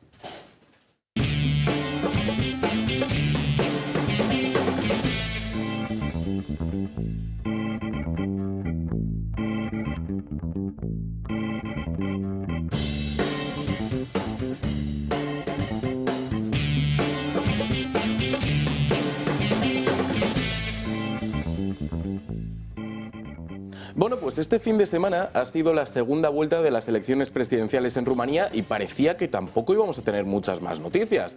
Nicu Jordan se convirtió en el presidente de Rumanía después de derrotar a George Simion en una carrera que estuvo, la verdad, que bastante pareja. Y de nuevo parecía que no íbamos a tener más noticias. Simion reconoció la derrota y dijo una frase que va a ser muy importante para esta sección. No puedo acusar a mi oponente de haber manipulado los votos sin pruebas fiables. Bueno, pues eso parece haber cambiado, porque el mismo día de las elecciones tenemos este mensaje que van a ver en sus pantallas por parte de Pavel Durov, el fundador de Telegram, que nos decía lo siguiente, que un gobierno de Europa Occidental, adivinad cuál, habló con Telegram para pedirnos que silenciásemos a las voces conservadoras en Rumanía en las elecciones presidenciales de hoy. Me negué absolutamente. Telegram no restringirá las libertades de los usuarios rumanos o bloqueará a sus canales políticos. Es cierto que en ese tuit Durov había adjuntado un emoticono de una barra de pan que era una baguette, es decir, la pista estaba ahí, se refería a Francia. Bien, pues el propio George Simion también en su cuenta de X nos dio la que es la noticia del día en Rumanía. Solicito oficialmente al Tribunal Constitucional que anule las elecciones presidenciales rumanas de mayo de 2025. Esto por las mismas razones por las que se anularon las elecciones de diciembre. Interferencias externas de actores estatales y no estatales. Ni Francia, ni Moldavia, ni nadie más tiene derecho a hacerlo. No nos rendiremos ni traicionaremos. Este es el comienzo de una gran victoria. Bien, Simion nos hablaba de dos países, pero vamos a particularizar con Francia, porque lo cierto es que la pugna entre Simion y Emmanuel Macron es absoluta. Simion había dicho en la propia semana de las elecciones que había recibido amenazas por parte de Francia y que esperaba ir a Francia en las próximas horas para dirigirse a la población. Bien, pues lo hizo y nos contó esto. Amo a Francia, me gusta la cultura francesa, amo al pueblo francés, pero no me gusta la dictadura de Emmanuel Macron. ¿Estás diciendo que Macron tiene tendencias dictatoriales? Mira, Francia ha interferido en las elecciones rumanas y el embajador de Francia, bajo las órdenes de Emmanuel Macron, habló con el presidente del Tribunal Constitucional, el que canceló las elecciones en Rumanía. El embajador estuvo de tour por todas partes en Rumanía para persuadir a los empresarios e instituciones rumanas para apoyar al candidato contrario. Hay interferencia de Emmanuel Macron en las elecciones de Rumanía, una enorme. Es decir, Simeón acusaba a Emmanuel Macron de ser un dictador y no solo eso, también decía que Francia, con su política de inmigración, se estaba autodestruyendo y que en un periodo de entre 20 y 50 años Francia no iba a ser reconocida como el país, pues porque siempre la hemos conocido realmente, por ser un país europeo y cristiano. Es decir, que los motivos para cabrear a Macron estaban ahí. Bien, pues ahora lo que se espera es una batalla judicial para la que además hemos empezado con un mensaje de Pavel Durov. Pues Pavel Durov ha dicho que si tiene que ir a Rumanía y testificar, eso es lo que va a hacer. Arturo.